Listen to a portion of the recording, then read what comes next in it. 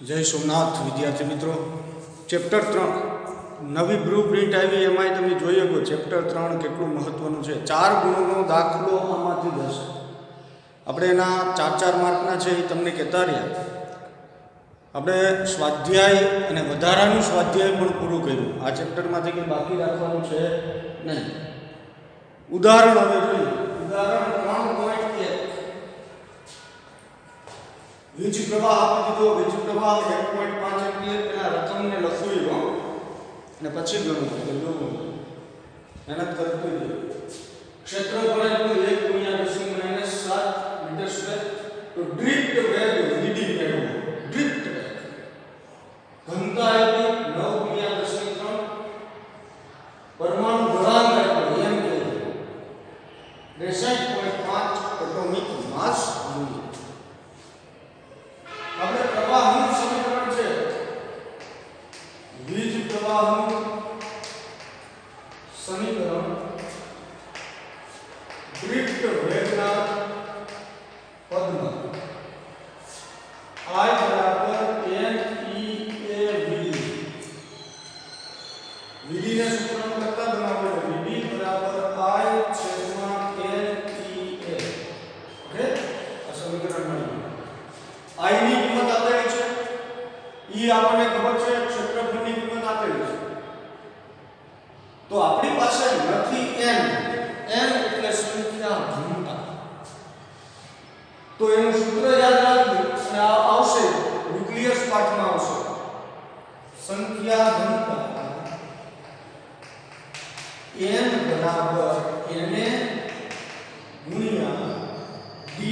d means ઘનતા છેદમાં n પરમાણુ ગળાંક.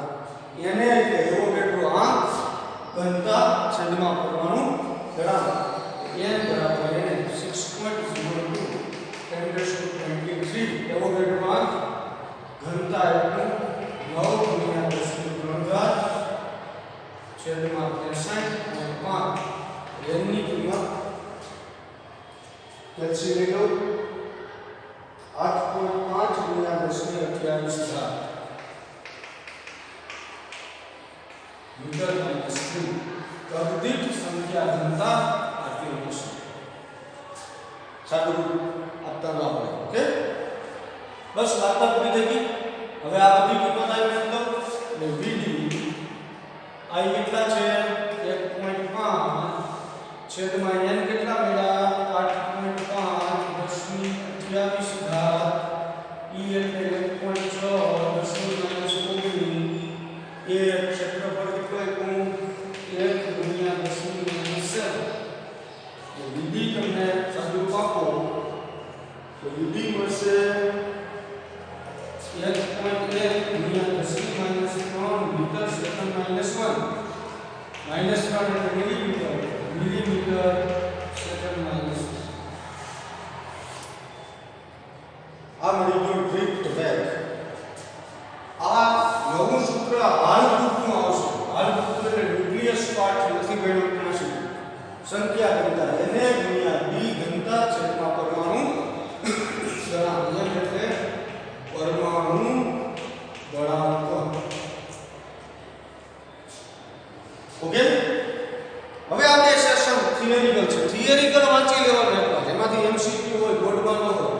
કોપર માટે ઉષ્મીય ઝડપનું મૂલ્ય યાદ રાખજો. 1/3/2 કેવીટી ના આધારે કોપર માટે ઉષ્મીય ઝડપ આ MCQ માટે યાદ રાખજો. 2 × 10⁻² મીટર સેકન્ડ -1 મળે છે. MCQ માટે MCQ કિંમત યાદ રાખવાની. અને સુવાહકોમાં પ્રસરતા વિદ્યુત ક્ષેત્રની ઝડપ તમને ક્યાંય પૂછે કે વિદ્યુત ક્ષેત્રની ઝડપ કેટલી હોય તો એ ઝડપ વિદ્યુત ચુંબકીય તરંગો જેટલી હોય. વિદ્યુત ચુંબકીય તરંગોનો વેગ કેટલો હોય 3 × 10⁸ મીટર સેકન્ડ -1. વિદ્યુત ક્ષેત્રની ઝડપ બરાબર વિદ્યુત ચુંબકીય તરંગોની ઝડપ. બંને સરખી જ હોય.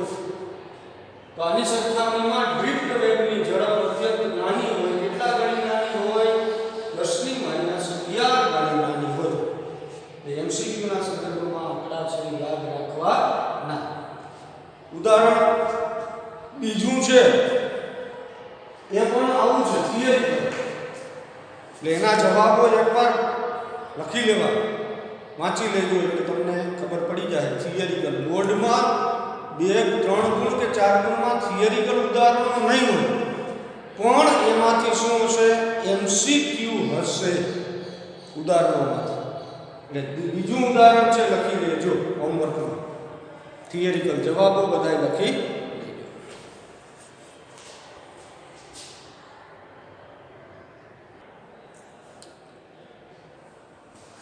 ઉદાહરણ 3.3 ટોસ્ટર માટે રકમ પહેલા લખી લેવાની ટેક્સ્ટ બુકમાંથી, પછી જ ગણવા વળગવાનું. સીધું ગણવાનું નહીં, બાકી કયો પછી રકમ. ઘણી વખત એવું બને કે કયા રકમ ગણતરી આવડતી હોય પણ રકમ જ વાંચી ન હોય, એટલે રકમ પહેલા લખીને જ ગણવાનું. બરાબર છે?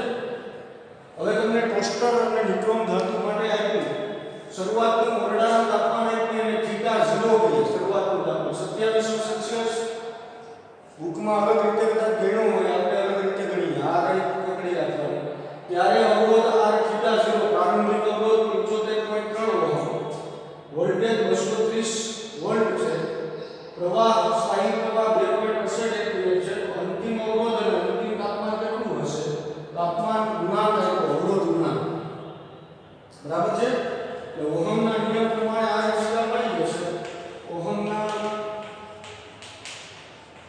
નિયમ મુજબ R થીટા બરાબર V/R. R થીટા 230/2.68 સાદુરૂપ R થીટાની કિંમત મળશે 85.8. ઓકે, ચાલો, ખૂબ જ સરસ. હવે આપણે સ્વાધ્યાયમાં ગણીએ. હવે અવરોધ અને તાપમાન વચ્ચેનો સંબંધ, અવરોધ અને તાપમાન વચ્ચેના સંબંધનું સમીકરણ R થીટા બરાબર R theta 0 1 plus alpha theta minus theta 0. કૌંસમાં છોડી નાખો. R થીટા 0 ગુણ્યા 1 એટલે છેદમાં R theta 0 alpha theta minus theta 0. Okay, કઈ રીતે આવે? અને આ બાજુ લઈ જાય R theta minus R theta 0 બરાબર R theta 0 alpha theta minus theta 0. આપણે થીટા જોઈએ છે, એ થીટા માઈનસ થીટા 0 ના સૂત્રનો કરતા બનાવો. Theta minus theta 0 R theta 0 R theta 0 into alpha. ચાલો, આ કિંમત લઈને R થીટા કેટલા મળ્યા? 85.8 માઈનસ R થીટા 0 કેટલો છે? 75.3 છેદમાં 75.3 ગુણ્યા 1.70 ગુણ્યા 10⁻⁴. આનું સાદુરૂપ કેલ્સી રાખીને, એટલે આનો જવાબ આવશે 820°C. એનો મતલબ કે થીટા માઈનસ થીટા 0 નો જવાબ 820°C નહીં. આપણે જોઈએ છે થીટા, ત્યારે બરાબર આ સાઈડ લઈ જાય એટલે 820 વત્તા થીટા 0, 820 વત્તા થીટા 0 કેટલા છે? 27 છે ને? કેટલા થાય? 40 ને 847°C તાપમાન છે. પછી આ સીધું સૂત્ર આવવાનું ને લખીને કોઈ વાંધો નહીં. ઓકે, આ થીટા ની જગ્યાએ T1 T2 T1 કે કોઈ વાંધો નહીં. એનું તાપમાન આને T1 કે T2 જોઈએ અને R1 કે R2 જોઈએ, પણ આ રાખો. ઓકે,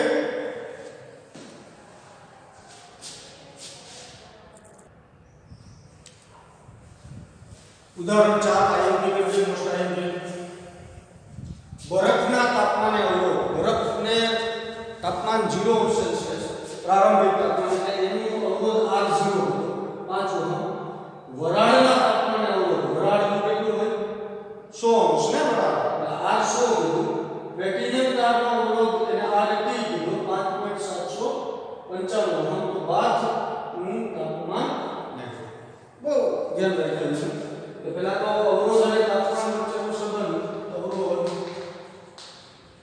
અને તાપમાન વચ્ચેના સંબંધનું સમીકરણ આ છે ને r θ બરાબર r θ 0 1 પ્લસ આલ્ફા θ માઈનસ θ 0 હવે r θ એટલે અંતિમ તાપમાન R100 ઓકે r θ 0 એટલે R0 પ્રારંભિક તાપમાન θ એટલે વરાળનું કેટલું 100 વરાળમાં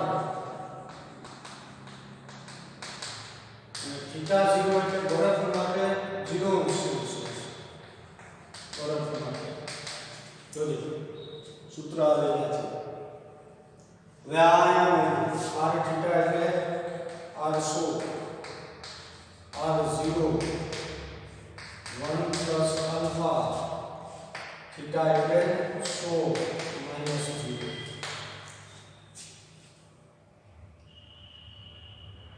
ઓકે આલ્ફા માંથી મેળવવાનો છે આપણે એટલે આનું સાદું રૂપ આપણે R100 R0 ગુણ્યા R0 R0 આલ્ફા 100 માઈનસ 0 એટલે 100 R100 minus R0 R0 alpha 100 alpha ને સૂત્રનો કરતા બનાવેલ આલ્ફા બરાબર R100 માઈનસ R0 ગુણ્યા 100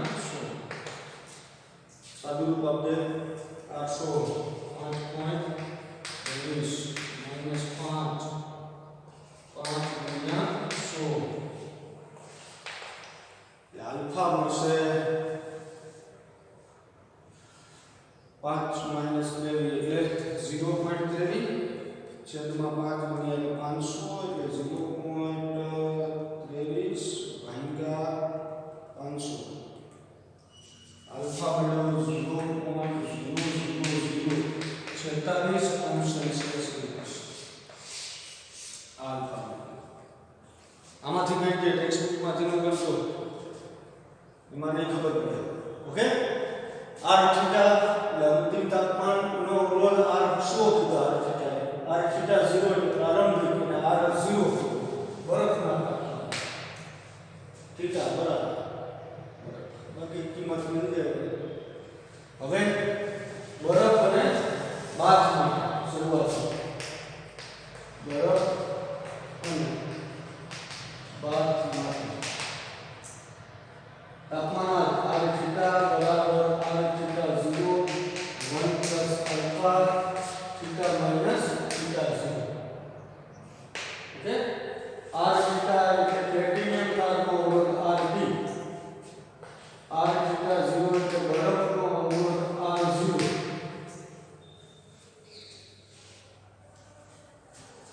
θ એટલે પ્લેટિનિયમ તારનું તાપમાન T r θ 0 એટલે 0 સેલ્સિયસ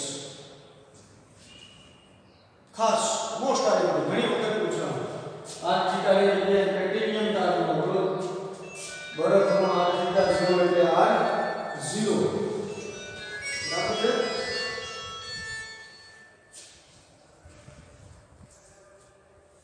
ચાલો મેં બે કિંમત r θ ની જગ્યાએ RT R0 1 plus alpha T minus 0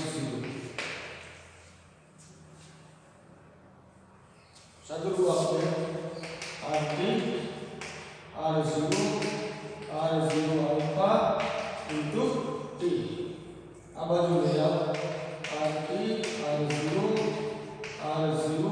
alpha T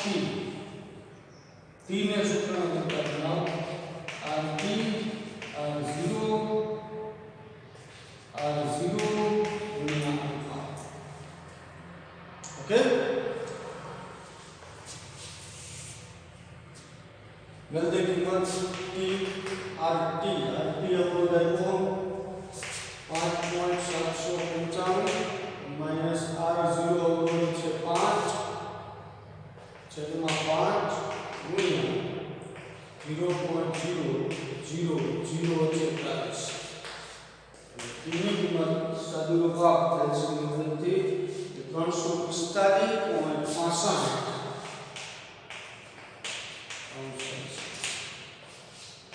આમ તારી ટેક્સ્ટબુકમાં આલ્ફા કેવી રીતે આવ્યો એ કીધું નથી એટલે બરાબર સમજજો. જો પેલા બરફનું તાપમાન કેટલું હોય 0 સેલ્સિયસ એટલે એના અવરોધને R0 કીધું.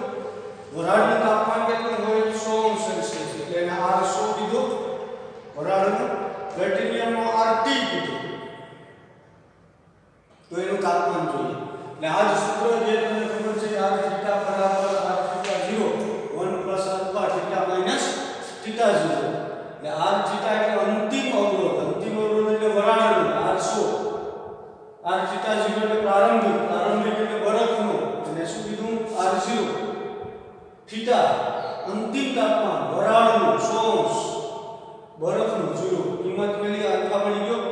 હવે એવી રીતે આ બરફ અને વરાળ માટે છે. હવે બરફ અને વાષ્પ માટે છે R થીટા બરાબર theta 0 1 plus alpha theta minus theta 0 R theta ની જગ્યાએ પ્લેટિનિયમનો અવરોધ RT R થીટા 0 એટલે બરફનો અવરોધ R0 થીટા એટલે પ્લેટિનિયમનું તાપમાન થીટા 0 એટલે બરફનું તાપમાન કિંમત બદલે જાજી વાર બોલમાં પૂછાવાની શક્યતા પાડો બરાબર ગણો.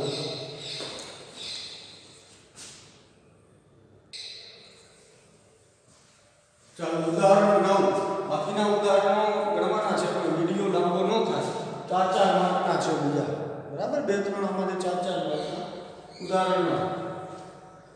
હવે તટસ્થ બિંદુ L1 એ 3.7 સેન્ટીમીટર તો L2 મળી જાય લંબાઈ ટોટલ મીટર દીઠની લંબાઈ કેટલી હોય 100 એટલે 100 3.7 એટલે કેટલું મળશે 63.3. ઓકે આ એટલું હોય આ મેળવવાનું. હવે S ને સમાંતર 12 ઓહમ જોડવામાં આવે. R અને S બે અવરોધો છે એને સમાંતર 12 અવરોધ જોડવામાં આવે તો ત્યારે તટસ્થ બિંદુ 51.9 L2 લંબાઈ 100 51.9 એટલે 0.1 સેન્ટીમીટર. R અને S ના મૂલ્યો શોધો. એટલે મીટર બ્રિજ સંતુલનમાં હોય ત્યારે મીટર બ્રિજ સંતુલનમાં હોય ત્યારે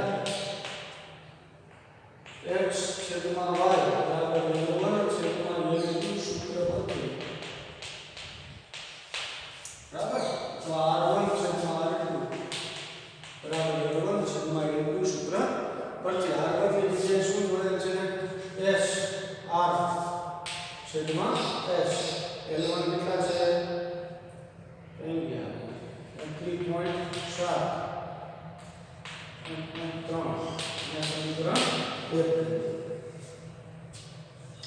હવે શું કીધું S ને સમાંતર R ઓહમ જોડતા S અવરોધને સમાંતર 12 ઓહમ જોડતા સમતુલ્ય અવરોધ 1/R equal to 1/S વત્તા 1/12 સમાંતર S છે 5 નથી એટલે 12 વત્તા S 12 ગુણ્યા S R equal to 12 ગુણ્યા S 12 વત્તા S. ઓકે હવે ફરીથી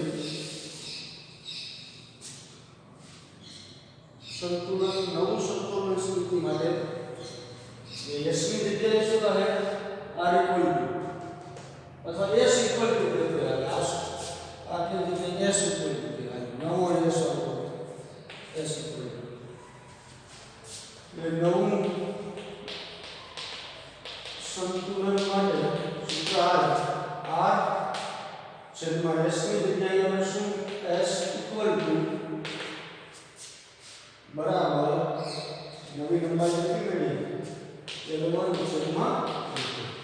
નવો સમાંતર પેલા r અને s ને સમાંતર કેટલો જોયો 12 એટલે s કેટલો થાય પરિણામી 12 ગુણ્યા s 12 વત્તા s એટલે r s ઇક્વલ ટુ ની કિંમત મેળવીએ કેટલી છે 12 ગુણ્યા s 12 વત્તા s L1 51.9 L2 48.1 છેદનો છેદના દે કિંમત r * 12 વત્તા s 12 ગુણ્યા s 51.9 આના આમ લખી જાય r * s 12 વત્તા s છેદમાં 12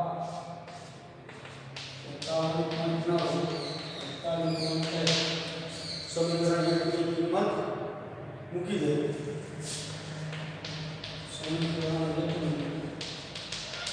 કિંમત મૂકતા આ છેદમાં s કેટલા છે 33.7 12 વત્તા s છેદમાં 12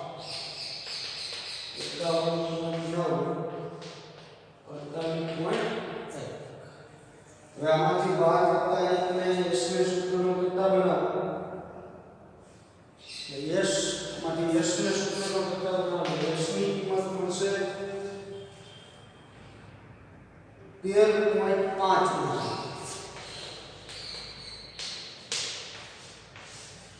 s ને સૂત્રનો કરતા બનાવો ઓકે s આને પેલા સૂત્રનો કરતા બનાવવાનો આ છે આ બાજુ જાય પછી s ને સૂત્રનો કરતા બનાવવાનો 13.5 સાદું રૂપ તમને આવે તો 2 ની કિંમત 1 માં મેળવો સમીકરણ 2 ની કિંમત 1 માં મૂકતા r છેદમાં s 33.7 s ની કિંમત r 13.5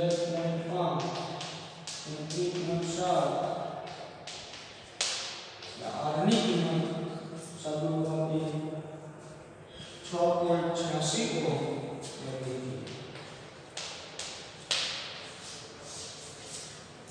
ઓકે મીટર દીઠ મિલીમીટર દશક લખવાની બીજી મેળવી લેવાની 100 માંથી બાદ કરી પછી r અને s બે આપેલા છે એટલે એના માટે સૂત્ર હવે શું કીધું s ને સમાંતર કેટલા વખત જોડી નાખવાના 12 નવો s ઇક્વલ ટુ 1/s સમાંતર હોવાથી સૂત્ર એટલે આ થાય નવા સંકલ્પ બિંદુ માટે r ની જગ્યાએ r s ની જગ્યાએ s ઇક્વલ ટુ ની કિંમત મળશે 12 ગુણ્યા s 12 વત્તા s આ s છે 5 માંથી બરાબર હવે આ જે r અને s અહીંયા છે ને આમ સાઈડમાં લઈ લીધા એની કિંમત મેળવી દીધી આમાંથી s ને સૂત્રનો કરતા બનાવી કિંમત મેળવી દીધી આ કિંમત સમીકરણ 1 માં મૂકી દીધી r અને s તો બીજા દાખલા ટોટલ 10 ઉદાહરણ છે ઓકે એટલે એકાદા લેક્ચરમાં આપણો આ પાઠ સંપૂર્ણ શું થાય પૂરું સાથે સાથે તૈયારી કરતા